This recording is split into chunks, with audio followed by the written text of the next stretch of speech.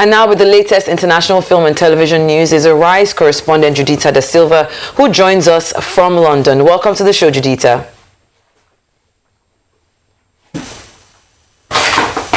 Can you hear me? Yes, I can. Can you hear me? All right, fantastic. Welcome to the show. Let's get straight into it.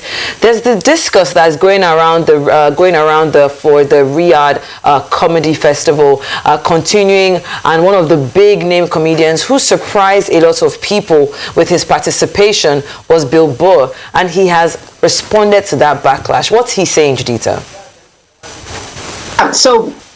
Because this is a story that just won't die down. Because obviously the Riyadh Comedy Festival is going from the 26th of September to the 9th of October.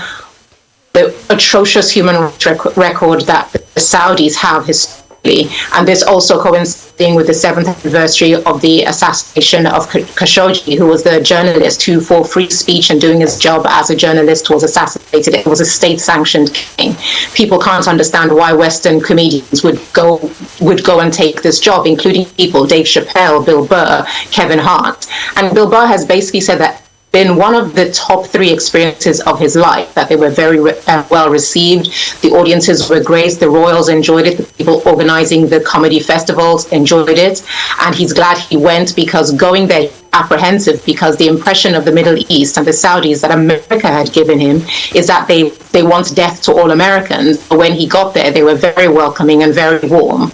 And while prior to that, comedians had always said no, because there were restrictions on the comedy that they could do, like they were told no religion, no politics, and no LGBTQ+. Comedians wouldn't go, and so they kind of relaxed the reins on that and said that, okay, the only no-go areas is you cannot make fun of religion or the royals, which they were willing to meet halfway on. And he said he had a good time, and he doesn't regret going to do the festival. Okay, it's not about just the audience or about the Benjamins, because when you talk about Saudi, you talk about the money. Can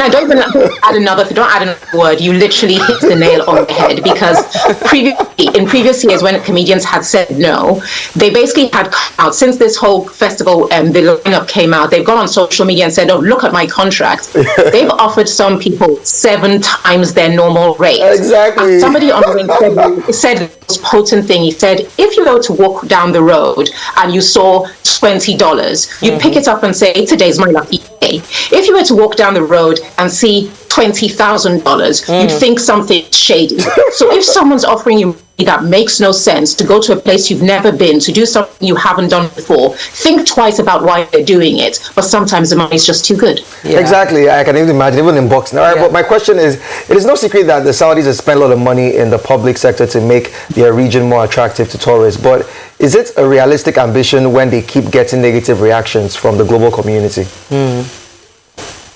Listen, I don't know, because based on the way the world is going, we're more and more driving towards the dominance of Gen Z and social media, and this is a generation that is unrelenting about standing 10 toes down in what they believe right is right and wrong is wrong.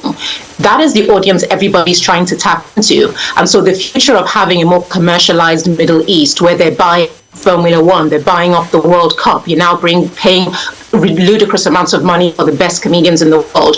They're going to want to have films being shot, there are music festivals going on there. The people who buy the tickets have a problem with that part of the world, because the people who live in that part of the world are seen to be treated badly. If gay people don't feel safe there, if women don't feel like they have equal rights there, until you address what's going on in your house, you cannot expect to have consideration from those outside the house who are meant to turn a blind eye to what's going on. Well, let's talk about Frankenstein, one of my most anticipated movies of the year. Netflix released a new trailer for the upcoming movie, and this time we actually get a glimpse of Jacob Elordi as Frankenstein's monster. So does it look like he'll be able to deliver with this role? This is fascinating, because there's this whole new wave of young actors, your Timothée Chalamet, your Sydney Sweeney, Zendaya, Jacob Elordi. A lot of them actually came from the show Euphoria. And everyone's trying to stake their claim and find their pocket. And in the recent years, what we've seen Jacob Elordi do is that he knows, it's kind of like what happened with Leonardo DiCaprio. Everyone knows that you're the good-looking guy, you're the new good-looking guy. But he's roles that really show off his ability as an actor. And in this trailer, what you're seeing is he does a great British accent, that's for one thing, but Australians are always good at that. Well, between what he's done in Euphoria, in Priscilla, now in Frankenstein, he's showing his breadth as a dramatic actor. And that is a very clever thing to do, because look at someone like Robert Pattinson. He played the game to perfect effect, where now great directors pick up the phone and call Robert because they trust he can handle the project. All right, so let's talk about Oscar Isaac. He's had an impressive career thus far. And with Jacob Elordi in its early stages of shaping his international career, will roles like this help him to the next level, like Oscar Isaac? Yeah.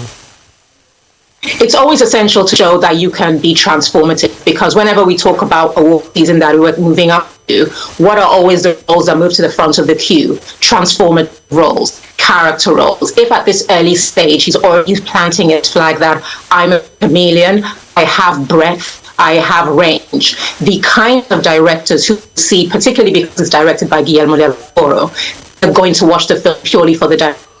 When you measure up to an Oscar Isaac, when you measure up to Del Toro, there are going to be directors who are going to pick up the phone and call Jacob Elordi. They know they can handle. He's the kind of actor that has the chops to handle that level of project. Well, for years we have heard about the development of the next installment, and just moving away from Frankenstein now to the Pirates of the Caribbean franchise, starring Margot Robbie. And now we have an update from the producer. Talk to us about that update, Judita.